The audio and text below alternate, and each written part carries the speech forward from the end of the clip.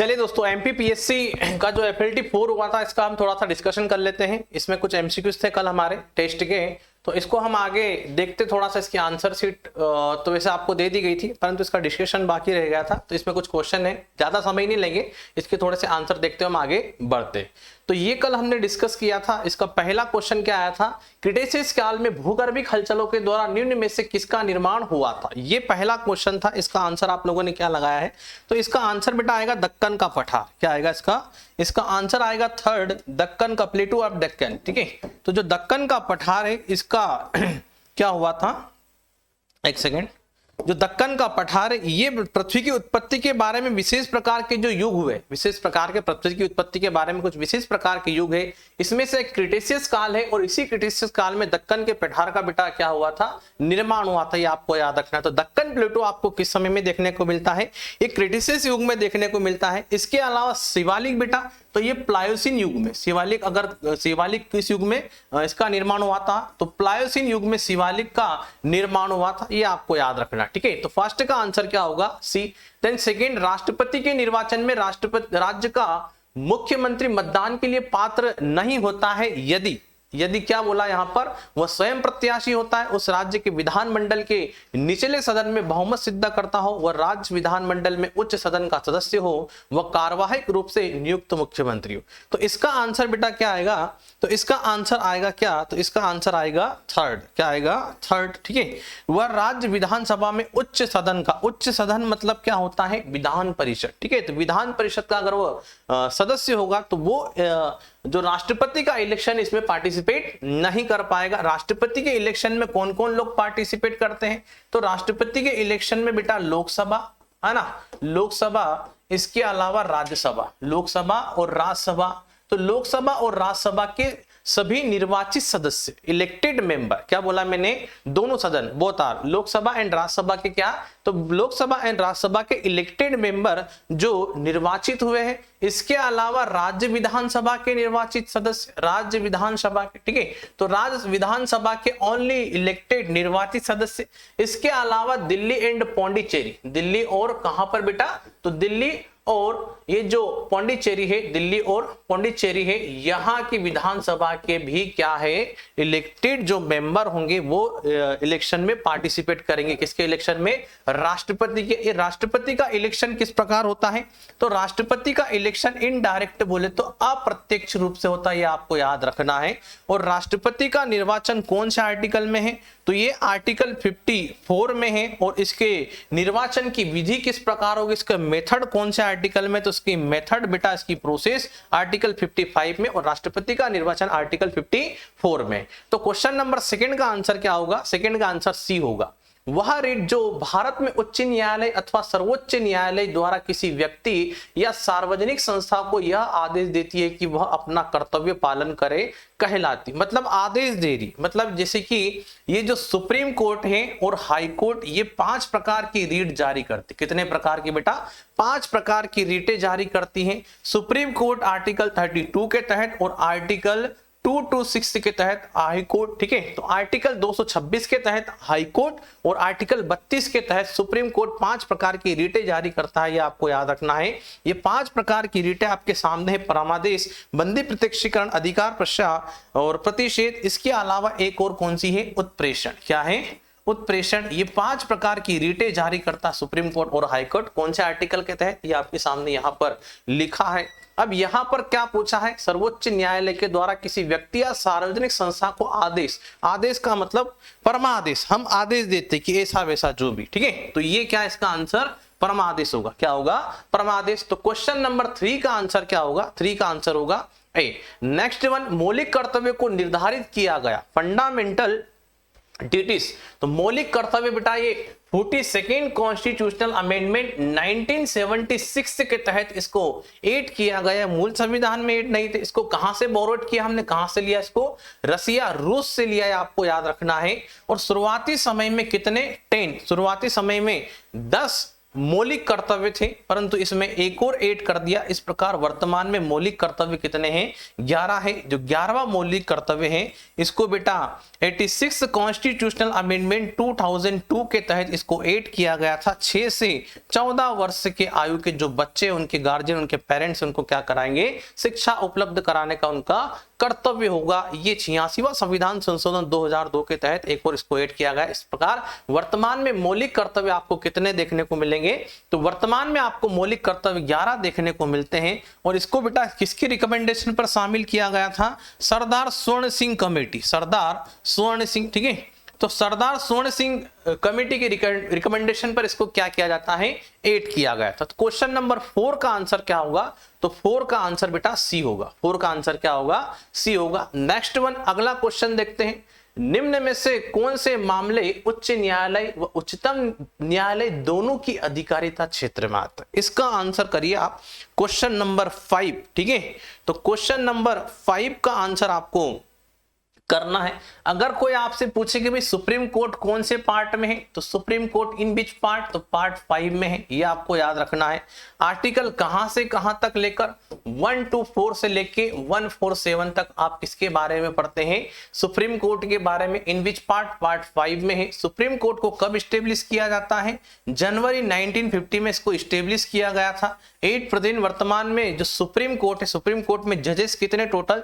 तो बेटा 33 प्लस एक मुख्य जज होगा। इस प्रकार वर्तमान में 34 जजेस आपको देखने को मिलते हैं। चीफ जस्टिस ऑफ इंडिया कौन है? तो चीफ जस्टिस ऑफ इंडिया अगर पूछा जाए वर्तमान में तो एन.वी. रमना, यहां मैं लिख देता हूं एन.वी. रमना। तो एन.वी. रमना 48th नंबर के, कौन से नंबर के?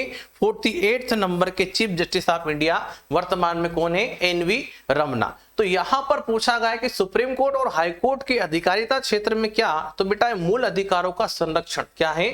मूल अधिकारों का संरक्षण, ठीक है। तो ये आपको याद रखना है कि प्रोटेक्शन ऑफ फंडामेंटल राइट्स, ये इसकी अधिकारिता क्षेत्र में आता। भी मैंने आपको बताया था कि आर्टिकल 32 और आर्टिकल 226 के तहत 5 प्रकार की रीटें जारी करता सुप्रीम कोर्ट और हाई कोर्ट। और यहाँ पर आपका फंडामेंटल राइट्स का वायलेशन होता, मौलिक अधिकार का अगर हनन हो रहा तो इसके तहत आप कहाँ जा सकते हैं?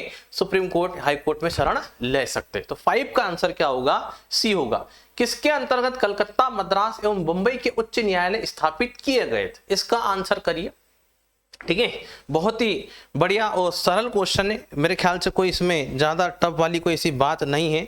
तो इसका आंसर करिएगा आप। ये कौन से पार्ट में देखने को मिलेगा आपको? भाग 6 में, पार्ट 6 में है ये अपना हाई कोर्ट। और आर्टिकल 214 से लेके 232 तक, तो आर्टिकल 214 से लेके 232 तक आपको हाई कोर्ट देखने को मिलेगा। भारत सरकार अधिनियम 1909, इसको मार्ले मिंटो सुधार भी कहा जाता है। क्या कहा जाता है? इसको मार्ले मिंटो सुधार अधिनियम के नाम से भी जाना जाता है। और इसके तहत पहली बार मुस्लिम्स के लिए, इसके तहत पहली बार मुसलमानों के लिए सेपरेट इलेक्टेड, बोले तो पृथक निर्वाचन मंडल की व्यवस्था की जाती है। और मिंटो को भारत में कम्युनिज्म का, सांप्रदायिकवाद का जनक कहा जाता है। अब यहाँ पर क्वेश्चन तो कुछ और है सर। तो कलकत्ता, मद्रास एवं मुंबई के उच्च न्यायालय स्थापित किए गए थे। तो ये बेटा भारतीय उच्च न्यायालय अधिनियम 1861 के तहत इनको स्थापित किया गया था। कब? 1862 में। तो 1862 में आपको ये हाई कोर्ट देखने को मिलेंगे। कलकत्ता, मद्रास एवं मुंबई 1861 के अधिनियम के तहत। वर्तमान में भारत में हाई कोर्ट कितने हैं? तो 25 हाई कोर्ट है 8 प्रेजेंट वर्तमान में, ये आपको याद रखना है। तो क्वेश्चन नंबर 6 का आंसर क्या होगा? तो 6 का आंसर बेटा बी होगा। नेक्स्ट क्वेश्चन, भारतीय रिजर्व बैंक की बैंक दर कम करने के फलस्वरूप, ठीक है। बैंक दर का मतलब क्या होता है? सबसे पहली बात तो ये बैंक दर का मतलब है कि आरबीआई जिस रेट पर, आरबीआई जिस दर पर अदर बैंक को क्या देगा? लोन प्रोवाइड कराएगा, इसको क्या कहा जाता है? बैंक दर कहा जाता है। मतलब RBI, reserve bank of India, बैंकों का बैंक, भारत का सबसे बड़ा बैंक कौन सा है? आरबीआई, ठीक है, जिसका हेडक्वार्टर मुंबई में है। तो बैंक दर वो है दोस्तों कि जिस रेट या जिस दर पर आरबीआई अदर बैंक को क्या करता है? लोन देता, उसको क्या कहा जाता है? बैंक दर कहा जाता है। अब जिस दर पर, मतलब अगर बैंक दर कम करने का, क्या बोल रहा है? बैंक दर कम करने की बात कर रहा है। मतलब रेट ऑफ इंटरेस्ट क्या कर रहा है, कम कर रहा है। अब कम बैंक दर मतलब कम ब्याज लगेगा तो लोन लोग ज्यादा लेंगे। अब ज्यादा पैसा आएगा तो मार्केट में क्या होगी, लिक्विडिटी क्या बढ़ेगी, तरलता बढ़ेगी। क्या बढ़ेगी, बाजार में तरलता। ठीक है, तो बाजार की तरलता इससे क्या होगी, बढ़ेगी बेटा। तो क्वेश्चन नंबर 7 का आंसर क्या होगा, ए होगा। हाल ही में सेबी के पूर्व अध्यक्ष का निधन हो गया। सेबी, ठीक है, ये सेबी ये शेयर मार्केट और म्यूचुअल फंड को नियंत्रित करता है। ये सेबी क्या करता है, शेयर मार्केट और जो म्यूचुअल फंड, तो म्यूचुअल फंड और जो शेयर मार्केट है, स्टॉक एक्सचेंज, ये स्टॉक मार्केट है, इसको कंट्रोल करने का काम करता है। आपको याद रखना है। इसको बेटा कब स्टेब्लिश किया गया था, इसको स्टेब्लिश किया गया था 12 अप्रैल 1988 में इसको स्टेब्लिश किया गया था। परंतु इसको लीगल बोले तो कानूनी मान्यता, इसको दर्जा कब दिया था, वैधानिक दर्जा, तो इसको वैधानिक दर्जा दिया गया था 30 जनवरी 1992 में। इसको कानूनी दर्जा, लीगल तौर पर इसको माना गया था, इसको वैधानिक दर्जा मिल जाता है, आपको याद रखना है। सेबी का हेडक्वार्टर कहां पर है, तो सेबी का हेडक्वार्टर है मुंबई में। कहां पर बेटा, मुंबई में सेबी का हेडक्वार्टर। हाल ही में सेबी के पूर्व अध्यक्ष का निधन हो गया है। तो सेबी के पूर्व अध्यक्ष इसमें से कौन रहा था, तो जीवी रामकृष्ण। ठीक है, अजय त्यागी भी सेबी के अध्यक्ष रह चुके हैं। अभी वर्तमान में माधवीपुरी बुच, माधवीपुरी बुच, तो माधवीपुरी बुच वर्तमान में क्या है, तो माधवी लिख देता हूं यहां पर, माधवीपुरी बुच, माधवीपुरी बुच वर्तमान में क्या है, तो माधवीपुरी बुच वर्तमान में ये सेबी की अध्यक्ष है, आपको याद रखना। इनके पहले अजय त्यागी हुआ करते थे। हर्ष कुमार ये भानुवाला ये तो इससे संबंधित नहीं रहे, कभी भी इसके अध्यक्ष नहीं रहे। के वेणुगोपाल भी नहीं बेटा। तो इसका आंसर क्या होगा, 8 का आंसर होगा सी होगा। क्या होगा, सी। ये स्टॉक एक्सचेंज, शेयर मार्केट को नियंत्रित कंट्रोल करती है। क्योटो प्रोटोकॉल किस सम्मेलन से संबंधित है, ये क्योटो प्रोटोकॉल जापान में हुआ था। कहां पर हुआ था, जापान में हुआ था, और ये हुआ था 1997 में। तो 1997 में क्योटो प्रोटोकॉल हुआ था, ये आपको याद रखना है। कहां पर बेटा, जापान में होगा। कहां पर होगा, जापान। ये किसके लिए हुआ था, जो ग्रीन हाउस गैस क्या है, जो ग्रीन हाउस गैस है, तो ग्रीन हाउस गैस के उत्सर्जन को कम करने के लिए, जो ग्रीन हाउस गैस है, तो ग्रीन हाउस गैस के उत्सर्जन को कम करने के लिए क्योटो प्रोटोकॉल हुआ था जापान में 1997 में। ये क्लाइमेट चेंज, जलवायु परिवर्तन से संबंधित है।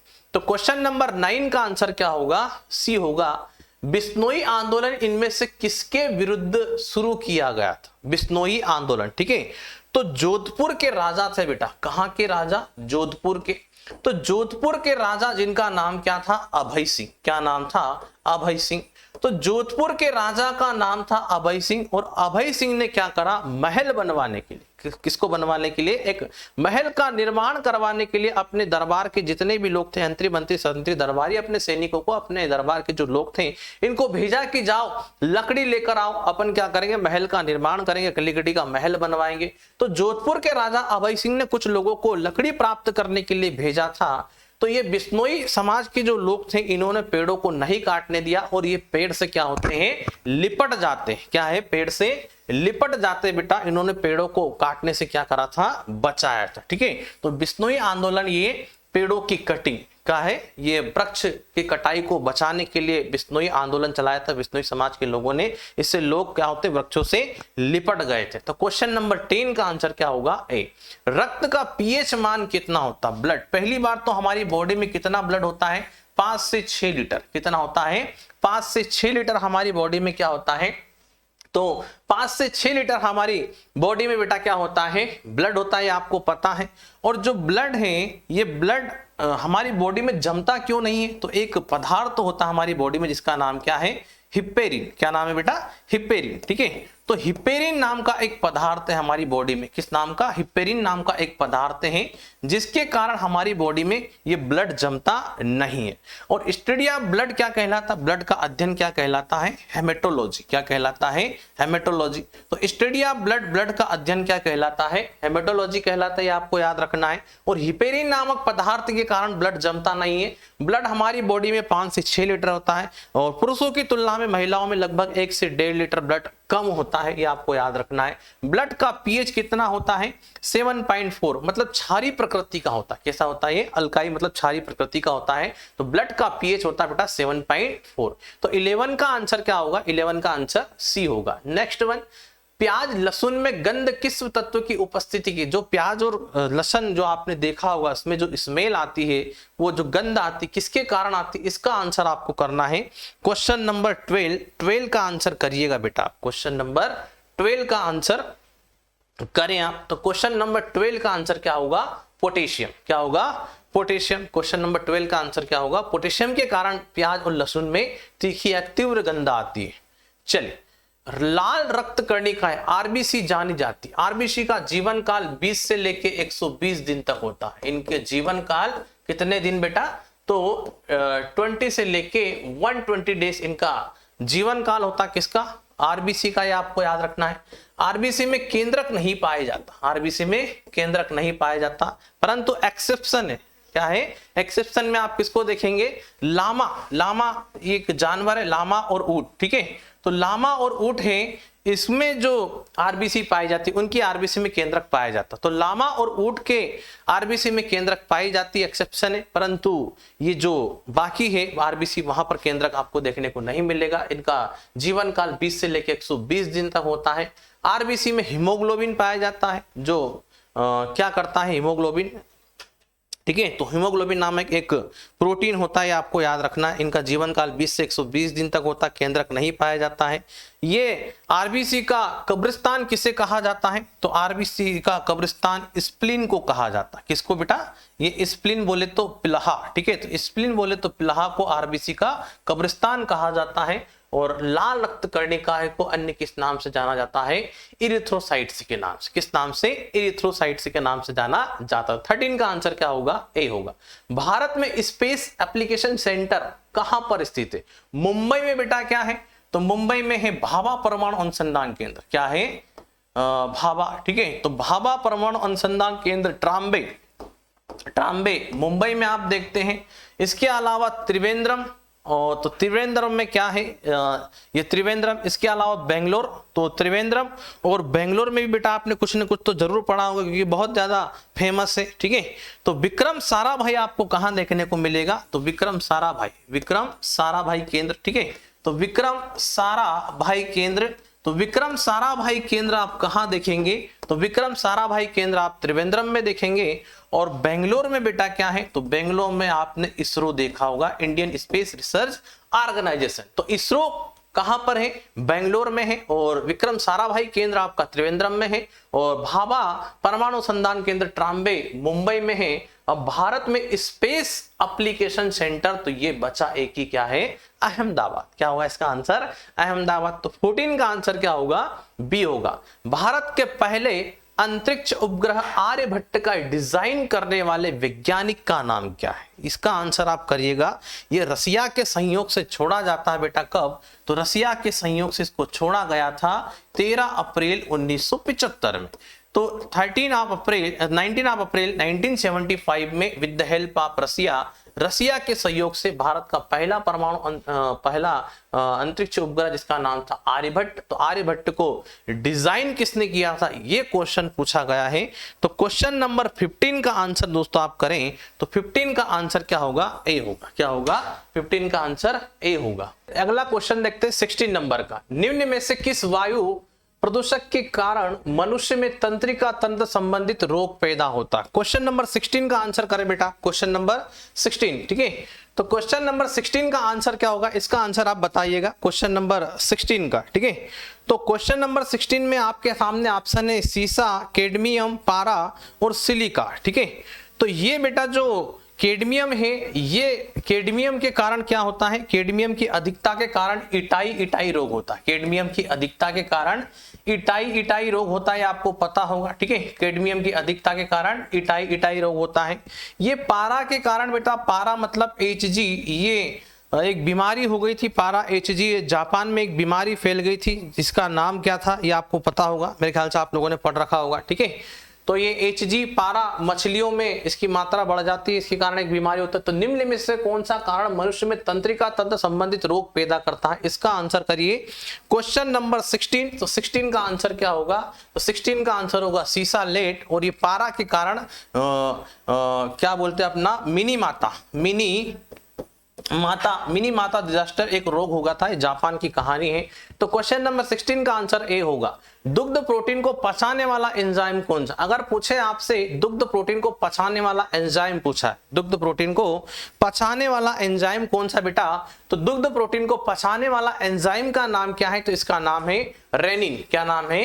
रेनिन। ये आपको याद रखना है, ठीक। क्वेश्चन नंबर 17 का आंसर क्या होगा? सी होगा। प्रोटीन को निम्न में से क्या माना जाता है? अगर पूछा जाए कि प्रोटीन कितने प्रकार के होते हैं, तो प्रोटीन बेटा 3 प्रकार के होते हैं। How many types? तो 3 टाइप्स। प्रोटीन के कितने टाइप होते हैं?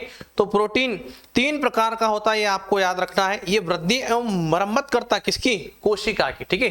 तो ये क्या करता है? कोशिका की वृद्धि एंड क्या काम इसका? वृद्धि एवं मरम्मत का काम, ठीक है। तो सेल्स की ये क्या करता है? ग्रोथ और उसका मरम्मत करने का काम करता है। प्रोटीन के टाइप कितने हैं? 3 टाइप होते हैं। तो अब यहां पर क्वेश्चन नंबर 18 और 18 का आंसर आपसे पूछा गया है। तो 18 का आंसर बेटा क्या होगा? शरीर का निर्माण करने वाला, ठीक है। ये बिल्ड करता है बॉडी को, आपको याद रखना। अपन बोलते हैं ना प्रोटीन खाओ, ये वो ऐसा वैसा, ठीक है। तो क्वेश्चन नंबर 18 का आंसर क्या होगा? ए होगा। 19 का केंद्रीय औषधि शोध संस्थान कहां पर है? इसका आंसर करिए। लखनऊ में बेटा कौन सा है? मैसूर में कौन सा है? हैदराबाद में? नागपुर में? नागपुर में बेटा ये पर्यावरण का आपने देखा होगा, पर्यावरण से संबंधित अनुसंधान केंद्र है ना, एनवायरमेंट, पर्यावरण से संबंधित। और भूभौतिकी आपको कहां देखने को मिलेगा? तो भूभौतिकी राष्ट्रीय उद्यान, भूभौतिकी राष्ट्रीय उद्यान आपको हैदराबाद में देखने को मिलेगा। लखनऊ में बेटा कौन सा है? तो लखनऊ में विष है ना। अब मान लो किसी को विष जहर चढ़ा तो उसके लिए औषधि की आवश्यकता पड़ती है, तो विष एवं औषधि अनुसंधान केंद्र आपका लखनऊ में है। इसके अलावा मैसूर में अगर पूछा जाए तो मैसूर में बता सकते हैं आप क्या, ठीक है। तो मैसूर में केंद्रीय खाद्य अनुसंधान, केंद्रीय खाद्य अनुसंधान। तो केंद्रीय खाद्य अनुसंधान आप कहां देखेंगे? तो केंद्रीय खाद्य अनुसंधान, ये इसका आंसर क्या होगा? तो औषधि में क्या आएगा बेटा? लखनऊ आएगा। क्वेश्चन नंबर 19 का आंसर क्या होगा? सी होगा। क्वेश्चन नंबर 22, विभिन्न समुदायों के बीच का संक्रांति क्षेत्र। देखो ज्यादा डिटेल में अपन डिस्कस इसलिए नहीं करेंगे क्योंकि 100 क्वेश्चन है, बहुत लंबा हो जाएगा। तो 2 विभिन्न समुदायों के बीच का संक्रांति क्षेत्र क्या कहलाता है? ये इन्वायरमेंट से संबंधित है बेटा। और ये क्या कहलाता है? इकोटोन। क्या कहलाता है? इकोटोन कहलाता। क्वेश्चन नंबर 20 का आंसर होगा बी। निम्न में से कौन सा वृक्ष पारिस्थितिकी मित्र नहीं है? ठीक है, ये सबसे अधिक जल का क्या करता है? अधिक मात्रा में जल को सोखने का काम करता है। क्या करता है? जल को अधिक मात्रा में ये सोखने का काम करता है, ठीक है। तो जल को अधिक मात्रा में ये सोखने का काम करता है। इसकी जड़ें बहुत गहराई तक जमीन में जाती है और जल का शोषण करती, जल को बहुत अधिक मात्रा में ये सोखने का काम करता है। और इसको बेटा आतंकवादी ट्री भी कहा जाता है। क्या कहा जाता है? आतंकवादी ट्री भी कहा जाता है। इसका नाम क्या है? यूकेलिप्टिस। बहुत अधिक मात्रा में पानी का शोषण करता है। तो क्वेश्चन नंबर 21 का आंसर क्या होगा? सी होगा। EFT का पूर्ण रूप क्या है? EFT का पूर्ण रूप क्या है? ये एक बैंक खाते से दूसरे बैंक खाते में पैसा डिजिटली माध्यम से भेजने के रूप में काम आता है। एक बैंक खाते से एक बैंक अकाउंट से, ठीक है। तो एक बैंक अकाउंट से क्या होता है? तो एक बैंक अकाउंट से दूसरे बैंक अकाउंट, एक बैंक अकाउंट से दूसरे बैंक अकाउंट में बेटा ये मनी ट्रांसफर करने का काम होता है इससे EFT, ठीक है। इसमें किसी प्रकार की कागजी कार्रवाई की जरूरत नहीं होती, ठीक है, सब डिजिटली माध्यम से होता है। EFT का फुल फॉर्म क्या? Electronic fast transaction is a fast transaction electronic fund transfer, ठीक है। तो इसका आंसर आप करिए 22 का। तो 22 का आंसर क्या होगा? Electronic fund transfer. Electronic fund transfer आप यूज भी करते होंगे इसको। तो 22 का आंसर क्या होगा? सी। नेक्स्ट 23। तो वर्तमान में भारत में सबसे ज्यादा राजस्व उत्पन्न करने वाली ई-कॉमर्स कंपनी ये अलीबाबा बेटा कहां की है? अलीबाबा कंपनी ये चीन की कंपनी। इसके कौन है मेन हेड? Jack Ma. कौन है? जैक मा इसके प्रमुख है। उन्हीं की कंपनी अलीबाबा है, आपको पता होगा। अमेजन की स्थापना कौन करता है? जोसेफ। कौन करता है? जोसेफ नाम के एक व्यक्ति थे, ठीक है। तो जोसेफ नाम के जो व्यक्ति हैं इनके द्वारा बेटा ये अमेजन की स्थापना की गई थी, है ना। तो अमेजन की स्थापना किसके द्वारा की जाती है? आपको पता होगा जेफ बेजोस के द्वारा। सॉरी, किसके द्वारा? जेफ बेजोस, ठीक है।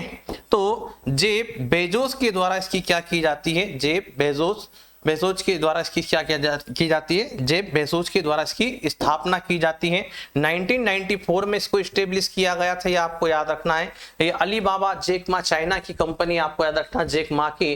वर्तमान में भारत में सबसे ज्यादा राजस्व उत्पन्न करने वाली ई कॉमर्स कंपनी कौन सी है, अमेजन। कौन सी बेटा, अमेजन। ये है ना जेफ बेजोस की कंपनी, किसकी है, जेफ बेजोस की कंपनी, आपको याद रखना है। 1994 में इसको स्टेब्लिश किया गया था। अमेजन से आप चीजें परचेस करते हैं, आपको पता ही होगा। तो 23 का आंसर क्या होगा, सी होगा। ई कॉमर्स का अर्थ क्या है, ई कॉमर्स का अर्थ क्या है, ठीक है, ई कॉमर्स का अर्थ बताइए। क्वेश्चन नंबर 24 का आंसर करिए आप। क्वेश्चन नंबर 24 का आंसर करिएगा। 24 का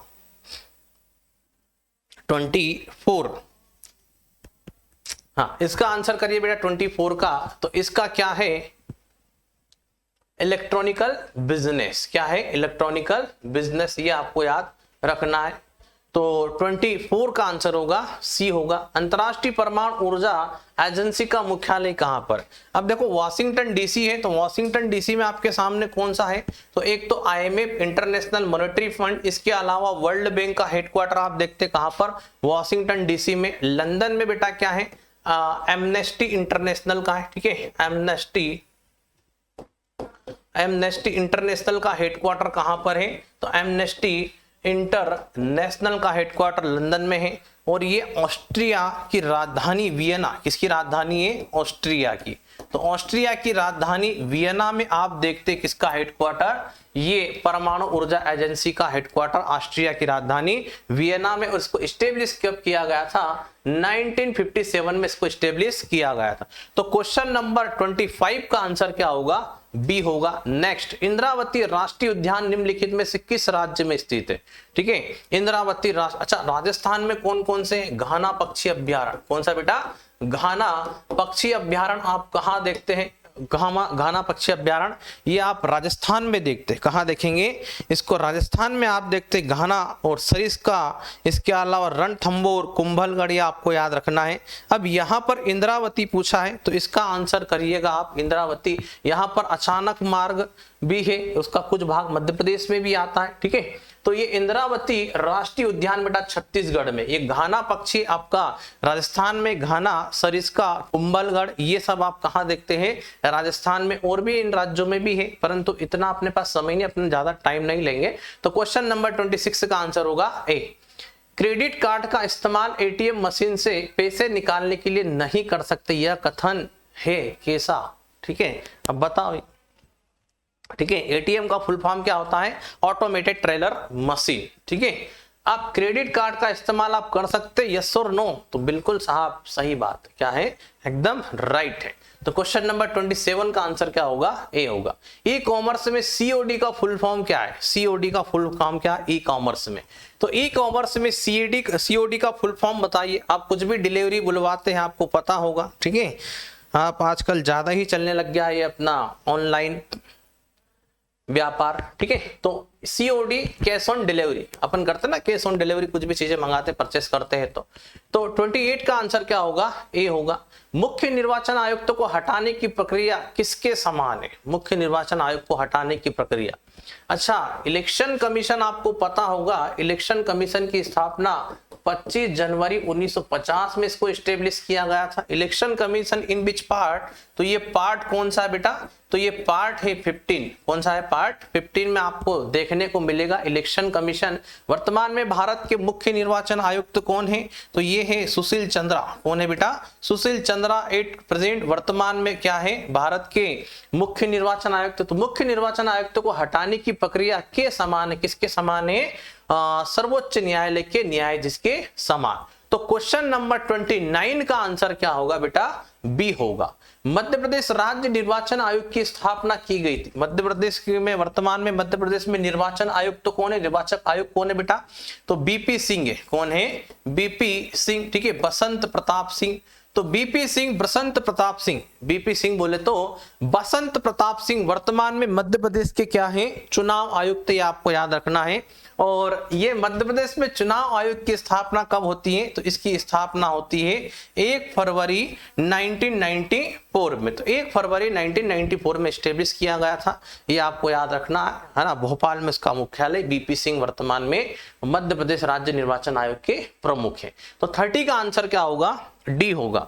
संघ लोक सेवा आयोग के अध्यक्ष व सदस्यों की नियुक्ति कौन करता है, ठीक है, यूपीएससी के बारे में डिस्कस किया जा रहा है। इन बीच पार्ट, तो ये कौन से पार्ट में है, पार्ट 14 में, पार्ट 14 में। वर्तमान में बेटा संघ लोक सेवा आयोग के अध्यक्ष कौन है, तो मनोज सोनी। कौन है, मनोज सोनी वर्तमान में क्या है, इसके हेड है, इसके प्रमुख है यूपीएससी के, आपको याद रखना। इसके पहले प्रदीप कुमार जोशी हुआ करते थे। तो संघ लोक सेवा आयोग के अध्यक्ष एवं सदस्यों की नियुक्ति, इसका हेडक्वार्टर कहां पर, यूपीएससी का दिल्ली में, आप सबको पता होगा, बेसिक बात है। भाग 14 में है, यूपीएससी और राज्य सेवाओं के बारे में भाग 14 में बताया गया है। तो भारत का न्यायवादी, भारत का महान्यायवादी, भारत का प्रधानमंत्री, केंद्रीय मंत्रिमंडल की सिफारिश पर राष्ट्रपति और भारत का राष्ट्रपति। तो क्वेश्चन नंबर 31 का आंसर क्या होगा, तो ये सब काम कौन करता है बेटा, भारत का राष्ट्रपति। और राज्य में कौन करेगा, तो राज्य में राज्यपाल करेगा। राज्य में कौन करेगा, राज्यपाल करेगा। तो 31 का आंसर क्या होगा, डी होगा। अगला क्वेश्चन, इसका आंसर करिए, मध्य प्रदेश राज्य लोक सेवा आयोग कहां पर स्थित है। बहुत सरल क्वेश्चन है, ये आपको याद रखना है।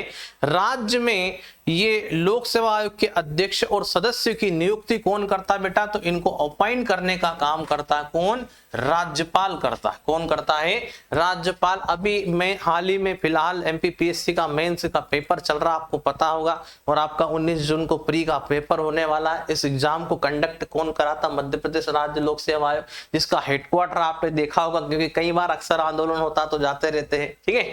तो ये बेटा कहां पर है, ये इंदौर में, रेजिडेंसी एरिया इंदौर में आपको देखने को मिलेगा। तो 32 का आंसर क्या होगा, सी होगा।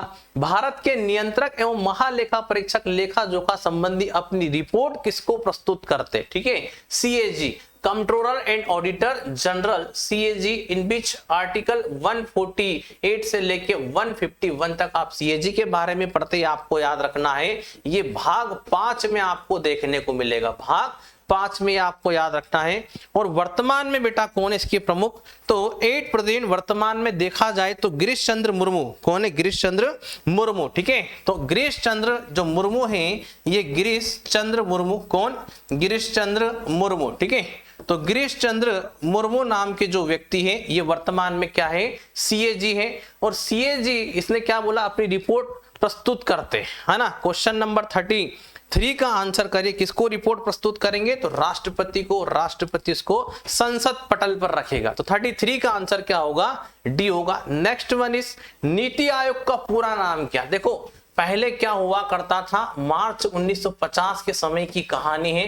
पहले हुआ करता था प्लानिंग कमीशन, मतलब योजना आयोग था। क्या था, योजना आयोग हुआ करता था। अब इस योजना आयोग के स्थान पर इसको रिप्लेस किया, और इसके स्थान पर क्या होता है, हालांकि देखा जाए तो इसी का नाम चेंज कर दिया एक तरीके से। तो 1 जनवरी 2015 में इसको स्टेब्लिश किया जाता है, किसको, नीति आयोग को। इसका फुल फॉर्म पूछा है। नीति आयोग के अध्यक्ष कौन होते, जो भारत के प्रधानमंत्री होंगे वही नीति आयोग के अध्यक्ष होंगे। तो अंडरस्टूड है कि अभी वर्तमान में अध्यक्ष कौन है, तो अध्यक्ष बेटा अपने नरेंद्र मोदी जी है। कौन है, नरेंद्र मोदी जी वर्तमान में क्या है, इसके अध्यक्ष है। उपाध्यक्ष कौन है, तो उपाध्यक्ष है राजीव कुमार। उपाध्यक्ष कौन है, तो उपाध्यक्ष हैं राजीव कुमार है। और सीईओ कौन है, तो अमिताभ कांत क्या है, सीईओ है। नीति आयोग का फुल फॉर्म पूछा है, तो national institute for transforming India, national institution for transforming India. तो इसका आंसर क्या होगा, इसका आंसर होगा बी। 34 का आंसर क्या होगा, बी होगा। नेक्स्ट, राष्ट्रीय मानव अधिकार आयोग के अध्यक्ष का कार्यकाल कितने समय का होता, ये आयोग से संबंधित क्वेश्चन है, इसका आंसर करें आप।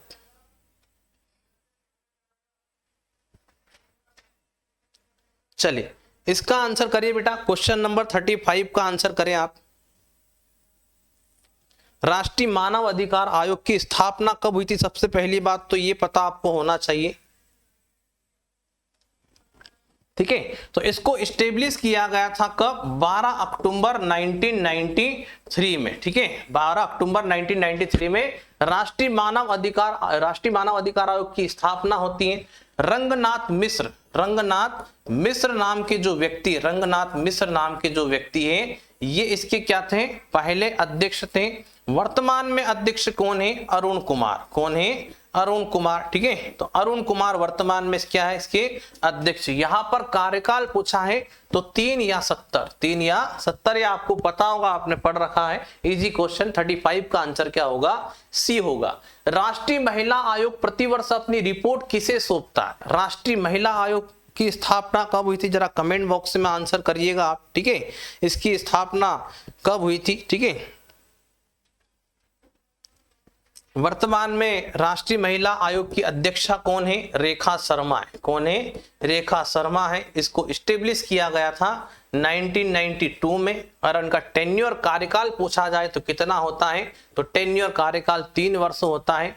ये अपनी रिपोर्ट किसको देते, 36 का आंसर करिएगा बेटा आप। क्वेश्चन नंबर 36 का आंसर करिएगा, तो 36 का आंसर क्या होगा, केंद्र सरकार। किसको, केंद्र सरकार को, ठीक है। चलिए, अनुसूचित जाति आयोग क्या है, एक अनुसूचित जाति आयोग क्या है एक, इसका आंसर करिए। विजय सांपला, विजय सांपला, विजय सांपला नाम के जो व्यक्ति वर्तमान में अनुसूचित जाति आयोग के क्या है, अनुसूचित जाति आयोग के अध्यक्ष। विजय सांपला अनुसूचित जाति आयोग के क्या है बेटा, अध्यक्ष। ये आपको याद रखना है। और इसको स्टेब्लिश किया गया था 2004 में। इसका जो वर्तमान स्वरूप आप देखते हैं, वर्तमान स्वरूप, तो वर्तमान स्वरूप इसका हमको 2004 वाला जो देखने को मिलता है। इन बीच आर्टिकल 368 के तहत ये अनुसूचित जाति आयोग को स्टेब्लिश किया गया था। ये 2014 में इसका जो वर्तमान स्वरूप आप 2004 के अकॉर्डिंग देखते हैं। विजय सांपला इसके क्या है, अध्यक्ष है, ठीक है। अनुसूचित जाति आयोग क्या है बेटा, तो ये एक संवैधानिक और क्या है, बहुसदस्यीय आयोग है। क्या है, बहुसदस्यीय आयोग है ना। ये आपको याद रखना। क्वेश्चन नंबर इसका क्या होगा, डी होगा। किस अधिनियम के तहत राष्ट्रीय पिछड़ा वर्ग आयोग की स्थापना की गई थी, इसका आंसर करिए। Question number 38।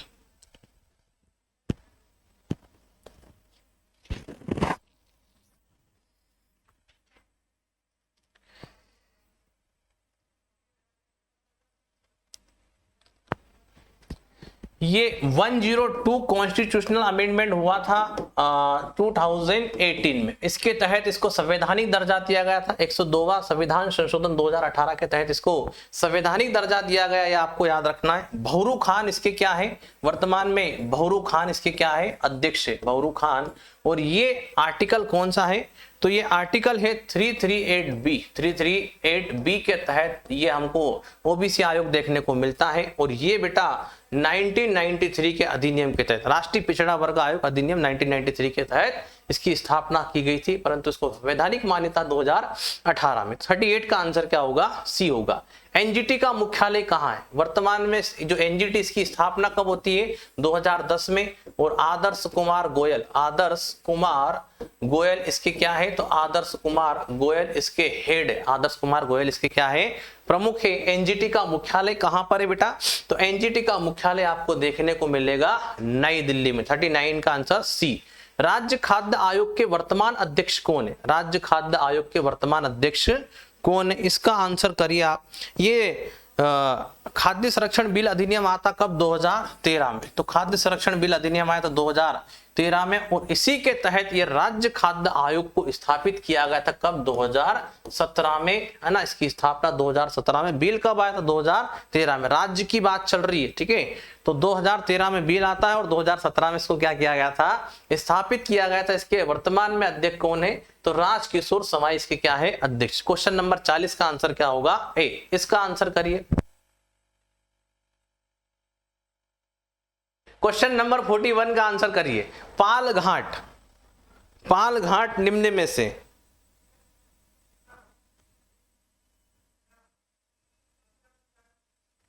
पाल घाट निम्न में से किनके मध्य स्थित है, तो ये नीलगिरी और अन्नामलाई की पहाड़ी, मतलब दक्षिण भारत में, साउथ में आपको ये देखने को मिलेगा। क्वेश्चन नंबर 41 का बी, बहुत बढ़िया क्वेश्चन है।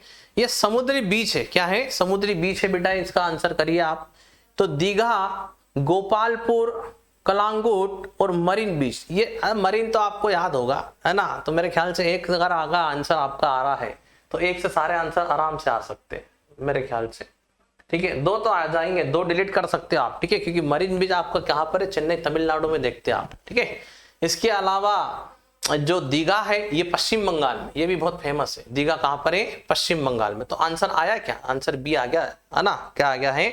बी आ गया है। ठीक है, ये गोपालपुर उड़ीसा में है और कलांगुट ये कहां पर देखने को मिलेगा? गोवा में। तो क्वेश्चन नंबर 42 का आंसर बेटा क्या होगा? बी होगा। चलिए अगला क्वेश्चन देखते हैं। निम्न में से कौन सा तरीका मिट्टी की उर्वरता प्राप्त करने का नहीं है? कौन सा तरीका मिट्टी की उर्वरता प्राप्त करने का नहीं है? फसल चक्र, मिश्रित खेती, बीज संशोधन, बहुफसली खेती। बहुफसली खेती। कौन सा तरीका मिट्टी की उर्वरता प्राप्त, फर्टिलिटी, उर्वरता प्राप्त करने का तरीका नहीं है? फसल चक्र, क्रॉप सर्कल, मेरे ख्याल से बिल्कुल सही है। मिश्रित खेती, बेस्ट, ये भी सही है। बहुफसली खेती, ये बीज संशोधन वाला, ये आंसर इसका नहीं होगा। तो क्वेश्चन नंबर 43 का आंसर क्या होगा? सी होगा। गन्ना उत्पादन के एक व्यवहारिक उपागम का, जिसे धारणी गन्ना उपक्रम के रूप में माना जाता है, का क्या महत्व? ऑप्शन पढ़िए और इसका आंसर करिएगा आप लोग। ठीक है, क्वेश्चन नंबर कौन सा है? तो क्वेश्चन नंबर है 44 का आंसर करिए। क्वेश्चन नंबर 44 का आंसर करिए बेटा। ठीक है, तो 44 का आंसर क्या होगा? इसका आंसर होगा बी। क्या होगा? बी। 1, 2 और 4, 1, 2 और 4 कृषि की पारंपरिक पद्धति की तुलना में इसमें अंतराक्षण की ज्यादा गुंजाइश होती। तो क्वेश्चन नंबर 44 का आंसर क्या होगा? बी होगा। भारत में नीचे दिए गए खाद्यान्नों का उनके उत्पादन मिलियन टन में का सही मतलब घटते क्रम में इनको जमाना। क्या करना है? घटते क्रम में, है ना। ये यहां पर लिखा हुआ इंग्लिश में डिक्रीजिंग ऑर्डर। ठीक है, इसको घटते क्रम में आपको जमाना है। तो सबसे ज्यादा चावल आप देखते, फिर गेहूं, फिर मोटे अनाज, फिर दालें। तो सरल क्वेश्चन था, इसमें कोई बड़ी समस्या वाली बात नहीं होना चाहिए मेरे ख्याल से। तो क्वेश्चन नंबर 45 का आंसर क्या होगा? डी। मध्य प्रदेश के पुराने विधानसभा भवन का नाम था, ये मार्ले मिंटो का नाम आपने सुना होगा। मिंटो भारत के क्या थे? वायसराय। ठीक है, तो मिंटो भारत के वायसराय थे और इन्हीं की याद में यहाँ एक दिन रुके थे। क्या करे थे? रुके थे। इन्हीं की याद में इसका नाम रखा क्या है? मिंटो भवन। सुल्तान जहां बेगम के द्वारा इसको बनाया गया था। सुल्तान जहां बेगम। ठीक है, भोपाल की बेगम सुल्तान जहां बेगम। तो सुल्तान जहां बेगम के द्वारा इसको बनाया गया था मिंटो। ये वायसराय थे। 1909 की कहानी। इसका नाम वर्तमान में कुशाभाऊ ठाकरे कर दिया। वर्तमान में कुशाभाऊ ठाकरे इसका नाम है। बीजेपी के पुत्र पुरुष उनको कहा जाता है, विधि पुरुष। 46 का आंसर क्या होगा? सी होगा। मध्य प्रदेश राज्य की प्रथम विधानसभा के प्रोटेम स्पीकर कौन थे? प्रोटेम स्पीकर कौन थे? मध्य प्रदेश राज्य की प्रथम विधानसभा के प्रोटेम स्पीकर श्री कुंजीलाल दुबे, रत्नाकर जी, अर्जुन सिंह जी, काशी प्रसाद पांडे। क्वेश्चन नंबर 47 का आंसर करिए बेटा जल्दी से।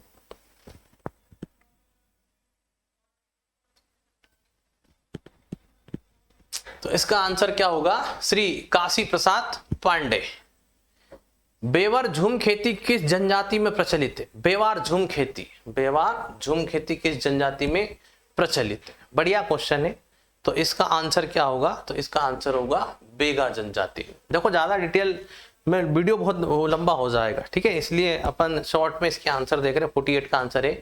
मध्य प्रदेश का प्रथम मेगा फूड पार्क कहां पर स्थापित किया गया? मध्य प्रदेश का प्रथम मेगा फूड पार्क कहां पर स्थापित किया गया है? क्वेश्चन नंबर 49 का आंसर करिए बेटा। तो इसका आंसर भी सरल, आपको पता होगा, खरगोन। क्या होगा? खरगोन। ठीक है, चल निम्न में से कौन सा जिला चीनी मिट्टी के बर्तन उद्योग के लिए जाना जाता? चीनी मिट्टी के बर्तन उद्योग के लिए। तो ये भी बहुत बेसिक क्वेश्चन है ना। तो इसका आंसर क्या होगा? ग्वालियर। 50 का आंसर सी। चलिए इसके अलावा भाई एमपीपीएससी का कोर्स अगर परचेस करना चाहते हैं, जिसकी फीस है 1999, यहाँ पर फुल्ली आपको फ्री का कोर्स प्रोवाइड करवाया जाता है। ठीक है, चलिए अगला देखते हैं और आगे का डिस्कस करते हैं, है ना।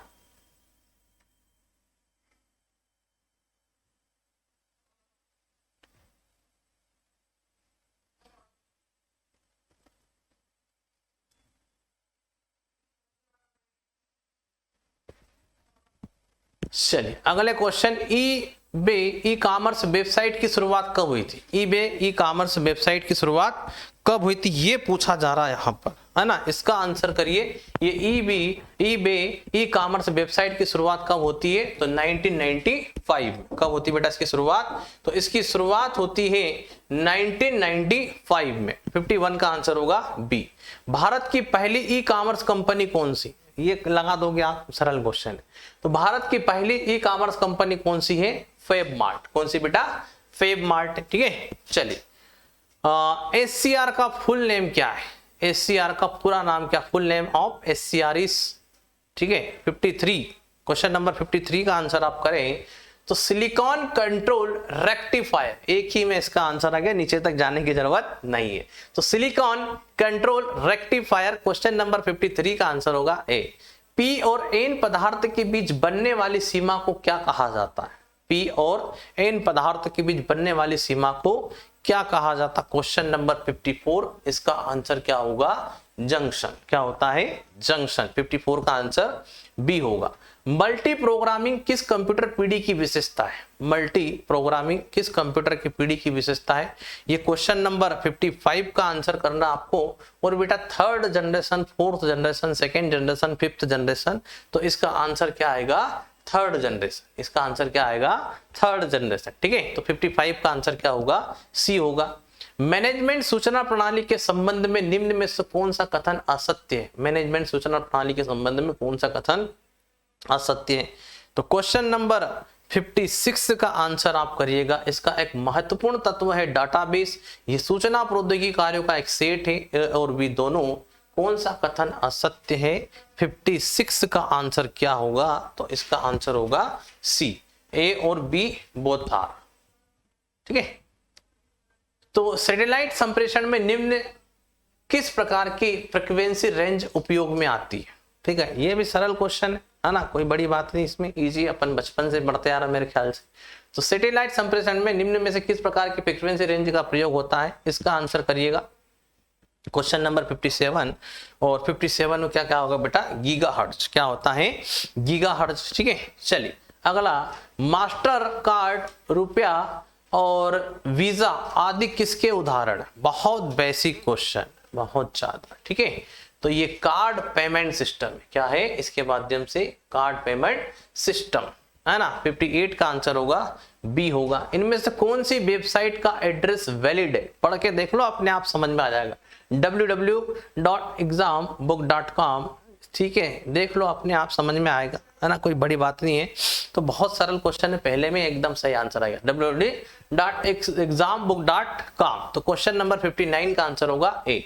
निम्न में से कौन से साइबर अटैक के प्रकार है? साइबर अटैक का प्रकार कौन सा है? साइबर अटैक का प्रकार कौन सा है? इसका आंसर करिए। आपके पीछे ऑप्शन दिख रहे होंगे आपको, सर्चिंग, ब्राउजिंग, फिशिंग। तो इसका आंसर क्या होगा? 60 का आंसर सी, बोले तो फिशिंग। ठीक है, चलिए। किस देश की पर्वतारोही कामी रीता शेरपा दुनिया की सबसे ऊंची चोटी माउंट एवरेस्ट पर 25 बार चढ़ने वाली दुनिया की पहली पर्वतारोही बन गई? कितनी बार? How many times? 25, मतलब 25 बार। ठीक है, इसका आंसर करिए बेटा। कहां की? Question number 61। तो ये कहां की बेटा? ये नेपाल के लोग ही ऐसे काम करते रहते। कहां के? नेपाल के लोग। तो किस देश की पर्वतारोही कामी रीता शेरपा? नाम से ही क्लियर हो रहा, शेरपा एरपा उधर सब नेपाल में आप देखते हो। तो क्वेश्चन नंबर 61 का आंसर होगा सी।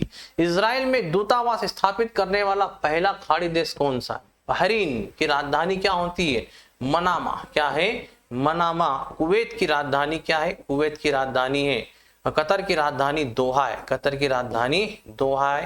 कुवैत की राजधानी कुवैत सिटी है। क्या है? कुवैत सिटी है कुवैत की राजधानी। संयुक्त अरब अमीरात की राजधानी क्या है? Abu Dhabi. क्या है? अबू धाबी इसकी कैपिटल है, आपको याद रखना है। अब क्वेश्चन पूछा कि इजराइल में दूतावास स्थापित करने वाला खाड़ी देश कौन सा है? ये खाड़ी देश कौन सा है? इसका आंसर करिए। तो 62 का आंसर बेटा क्या होगा? 62 का आंसर होगा संयुक्त अरब अमीरात। चलिए 63। भारत का पहला क्रिप्टोग्रामिक उद्यान किस शहर में क्रिप्टो गेमिक उद्यान किस शहर में स्थापित किया गया, जिसमें क्रिप्टो गेम पौधे की 50 से अधिक प्रजातियां? इसका आंसर करिए। क्वेश्चन नंबर 63 का आंसर क्या होना चाहिए? तो 63 का आंसर बेटा क्या होगा? तो 63 का आंसर होगा ए। क्या होगा? ए होगा। 63 का आंसर होगा ए। किस भारतीय को ग्रीन ऑस्कर के नाम से प्रसिद्ध व्हिटले पुरस्कार प्रदान किए जाने की घोषणा की गई है? इसका आंसर करिए। तो इसका आंसर बेटा क्या होगा? नुक्लूफोम। क्या होगा? नुक्लूफोम इसका आंसर। तो 64 का आंसर होगा सी। किस गेंदबाज ने क्रिकेट टेस्ट मैच की एक पारी में सभी 10 विकेट लेकर जिमी लेकर कहाँ के थे? इंग्लैंड के, ठीक है, और अनिल कुंबले भारत के रिकॉर्ड की बराबरी की है। और उन्होंने ये कारनामा भारत के ही खिलाफ किया, और भारतीय ही मूल के व्यक्ति हैं, भारत के ही खिलाफ किया है। और वो दोस्तों कौन सी टीम के लिए खेलते हैं? न्यूजीलैंड के लिए खेलते हैं। किसके लिए खेलते हैं? न्यूजीलैंड टीम के लिए खेलते हैं। इनका नाम क्या है? एजाज पटेल। क्या नाम है? एजाज पटेल। तो 65 का आंसर होगा बी होगा। हाल ही में नासा ने किस नाम से दुनिया का सबसे बड़ा टेलीस्कोप लॉन्च किया है? इसका आंसर करिए। क्वेश्चन नंबर 66, क्वेश्चन नंबर 66 का आंसर करिएगा बेटा। क्वेश्चन नंबर 66 का आंसर क्या हो सकता है?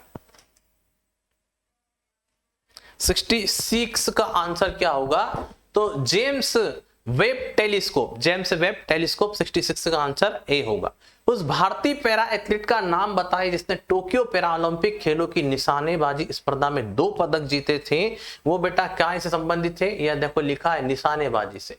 और कहां से बिलोंग करती हो? राजस्थान से। कहां से? राजस्थान से। और उनका नाम क्या है? अवनी लेखरा। बहुत ज्यादा फेमस है। क्या है? बहुत ज्यादा फेमस है। क्वेश्चन नंबर 67 का आंसर क्या होगा? डी।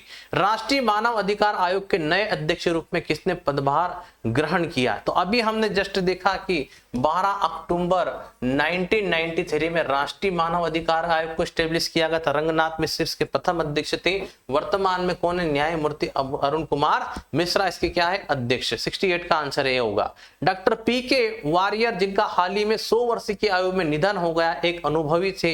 ये क्या थे? किस क्षेत्र से बिलोंग करते थे? 69 का आंसर करिएगा आप लोग। 69 का आंसर करें बेटा। 69 का आंसर क्या होगा? जल्दी से आंसर करिए 69 का, ठीक है। तो ये क्या है बेटा? 69 का जो आंसर होगा ये क्या है? ये आयुर्वेद चिकित्सा से बिलोंग करते थे, ठीक है। चलिए, प्रियंका मोहिते नेपाल की किस चोटी को फतह करने वाली पहली भारतीय महिला बन गई? माउंट एवरेस्ट आप नेपाल में देखते, कंचनजंगा सिक्किम में देखते, माउंट अन्नपूर्णा और माउंट मेकाले, ठीक है। चलिए, तो इसका आंसर करिएगा। क्वेश्चन नंबर 70 का आंसर क्या होगा? तो 70 का आंसर बेटा माउंट अन्नपूर्णा। क्या है? माउंट अन्नपूर्णा। 70 का आंसर सी। चलिए, इसके अलावा नेक्स्ट क्वेश्चन, मध्य प्रदेश राज्य को कितने प्राकृतिक क्षेत्रों में विभाजित किया गया है? तो मध्य प्रदेश राज्य को बेटा 7 प्राकृतिक क्षेत्र में विभाजित किया गया। कितने? 7, ठीक। चलिए, निम्न में से कौन सा जिला जावरा, सेलाना और पिपलोदा की पूर्व रियासत के क्षेत्र को शामिल करता है? जावरा, सेलाना और पिपलोदा। बहुत सरल क्वेश्चन है, तो सिंपल सी बात है। जावरा टेकरी का नाम आपने सुना होगा, जावरा बहुत फेमस है। जावरा सेलाना पक्षी अभ्यारण्य ये रतलाम के अंतर्गत पड़ते हैं। 72 का आंसर बी होगा। देश का लगभग भाग मध्य प्रदेश के क्षेत्रफल, मतलब कितना क्षेत्रफल मध्य प्रदेश का है देश के अंतर्गत? तो 9.38% है। ये भी एकदम सरल क्वेश्चन है। क्वेश्चन नंबर 73 का सी होगा। रीवा पन्ना का पठार मध्यवर्ती पहाड़ी इलाके के कौन से क्षेत्र में आता है? रीवा पन्ना का पठार आप देख लो, इसकी लोकेशन कहाँ है? रीवा पन्ना का पठार, ये आप देख के बता सकते हो, ठीक है। तो क्वेश्चन नंबर 74, तो 74 का आंसर क्या होगा? तो 74 का आंसर होगा उत्तर पूर्वी। क्या होगा? उत्तर पूर्वी, ठीक है। तो 74 का आंसर डी होगा। मध्य प्रदेश का कौन सा क्षेत्र अवंती महाजनपद से जुड़ा है? ठीक है, देखो टोटल महाजनपद कितने थे? 16। उसमें से 2 महाजनपद आपको एमपी में देखने को मिलेंगे। एक अवंती था, एक कौन सा था? अवंती, और एक का नाम क्या था? चेदी महाजनपद। कौन सा था? चेदी। तो ये अवंती के बारे में पूछा है, तो मालवा आपको देखा है, मालवा उज्जैन बाबा महंकाल की नगरी। तो 75 का आंसर होगा ए। मध्य प्रदेश का कौन सा जिला गुजरात और राजस्थान की सीमा को छूता है? बड़ा ही आसान क्वेश्चन है। 76 ये आराम से आप लगा दोगे। तो इसका आंसर क्या होगा बेटा? झाबुआ होगा। इसका आंसर क्या होगा? झाबुआ, जो गुजरात और राजस्थान दोनों राज्य की सीमा को स्पर्श करता है। इसके अलावा मध्य प्रदेश के किस जिले को दक्षिण का द्वार कहा जाता है? दक्षिण का द्वार किसे कहा जाता है? दक्षिण का द्वार बुरहानपुर, आपको पता होगा बुरहानपुर में असीरगढ़ का किला अकबर ने 1601 में अपना अंतिम अभियान भी यही किया था। 77 का आंसर होगा ए। मध्य प्रदेश में अब तक कितनी बार राष्ट्रपति शासन लगा है? तो 3 बार लगा है, 1977, 1980 और 1992 में 3 बार राष्ट्रपति शासन लगा है, 3 टाइम इन एमपी, है ना। तो क्वेश्चन नंबर 78 का आंसर क्या होगा? बी होगा। मध्य प्रदेश की पहली महिला राज्यपाल पूछा है, तो मध्य प्रदेश की पहली, अगर मुख्यमंत्री पूछता तो उमा भारती लगाते, परंतु पहली महिला राज्यपाल पूछा है तो इसका नाम क्या है? सरला ग्रेवाल। तो क्वेश्चन नंबर 79 का आंसर होगा सी। मध्य प्रदेश में मंत्रिमंडल को कब तक नहीं हटाया जा सकता? जब तक कि उन्हें विश्वास प्राप्त हो। किसका? तो विश्वास प्राप्त हो राज्य विधानसभा का। कहां का? राज्य विधानसभा का, और केंद्र में लोकसभा का। बेसिक क्वेश्चन 80 का आंसर क्या होगा? बी होगा। भारत के किस राज्य में विश्व का सबसे बड़ा थोरियम का भंडार मौजूद है? क्वेश्चन नंबर 81 का आंसर करिए।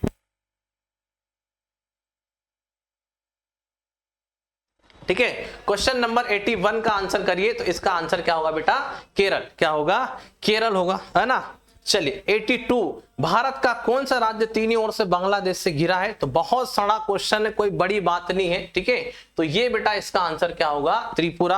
असम, मेघालय, त्रिपुरा, मिजोरम और पश्चिम बंगाल ये टच करते हैं बांग्लादेश की सीमा को। 82 का आंसर होगा ए। भूमध्य रेखा के निकट किस तरह के वन पाए जाते हैं? ठीक है, इसका आंसर करिए। क्वेश्चन नंबर 83 का आंसर करिए।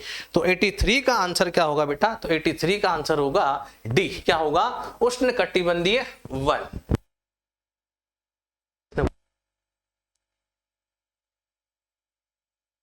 क्वेश्चन नंबर 83 का आंसर होगा डी। कुगटी वन्य पशु विहार किस राज्य में स्थित है? तो ये बेटा कहां पर देखेंगे आप? हिमाचल प्रदेश। कहां देखेंगे? हिमाचल प्रदेश में। अगला क्वेश्चन, भारतीय वन्य जीव संस्थान कहां पर स्थित है? भारतीय वन्य जीव संस्थान, ये भी सड़ा सा क्वेश्चन है एकदम। 85 का आंसर आप क्या लगाएंगे? देहरादून। क्या लगाएंगे? देहरादून। ठीक है, तो क्वेश्चन नंबर 85 का आंसर क्या होगा? देहरादून। चलिए अगला क्वेश्चन देखते हैं। डेल्टा की आकृति किस प्रकार की होती है? तो डेल्टा की आकृति किस प्रकार की होती है? तो डेल्टा की आकृति आपको पता होगा, ये त्रिभुजाकार। किस प्रकार की? त्रिभुजाकार। तो 86 का आंसर बेटा क्या होगा? तो 86 का आंसर होगा बी होगा। 87, भूगोल का पिता किसे कहा जाता है? Father of geography. ठीक है, तो किसे कहा जाता है? तो ये कहा जाता है हेकेटियस को। और फादर ऑफ हिस्ट्री किसे कहा जाता है? हेरोडोटस को। तो 87 का आंसर ए होगा। किस ज्वालामुखी को भूमध्य सागर का प्रकाश स्तंभ कहा जाता है? ज्वालामुखी, कौन सा ज्वालामुखी जिसको भूमध्य सागर का? ये बेटा एटना ज्वालामुखी, बाल्कनो, स्ट्रोम्बोली, है ना। स्ट्रोम्बोली कहां पर है? ये इटली में आपको देखने को मिलेगा। एटना भी कहां पर है? एटना भी इटली में आपको देखने को मिलेगा। ठीक है, क्राकाटोवा ये बेटा कहां पर है? ये इंडोनेशिया में। कहां पर है? ये इंडोनेशिया में आपको देखने को मिलेगा। तो अब इसका आंसर करना आपको, जो 88 नंबर का क्वेश्चन है, तो 88 का आंसर आप क्या लगाएंगे? तो 88 का, इसको भूमध्य सागर का प्रकाश स्तंभ कहा जाता है। किसको? स्ट्रोम्बोली को। तो 88 का आंसर क्या होगा? सी होगा। प्यासी भूमि का महाद्वीप किसा कहा जाता है? प्यासी भूमि का महाद्वीप किसे कहा जाता है? इसका आंसर करिए। ठीक है, 89 बहुत इजी क्वेश्चन है बेटा, इसका आंसर आप आराम से कर सकते हैं। क्या होगा इसका आंसर? ऑस्ट्रेलिया। डिटेल इसलिए नहीं बता रहा हूं क्योंकि बहुत लंबा हो जाएगा फिर, है ना।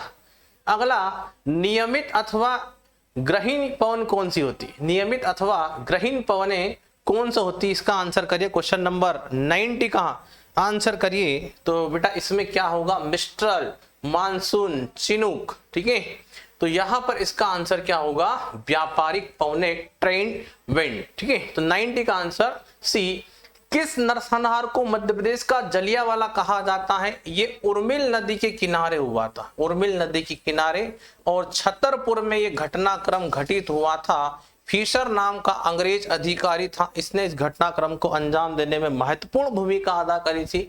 और ये बेटा कब होता है, तो ये 14 जनवरी 1931 में, 14 जनवरी 1931 में यह घटनाक्रम घटित हुआ था। मध्य प्रदेश का जलियांवाला बाग हत्याकांड, ये चरण पादुका नरसंहार, ये आपको याद रखना है। तो क्वेश्चन नंबर 91 का आंसर क्या होगा, ए होगा।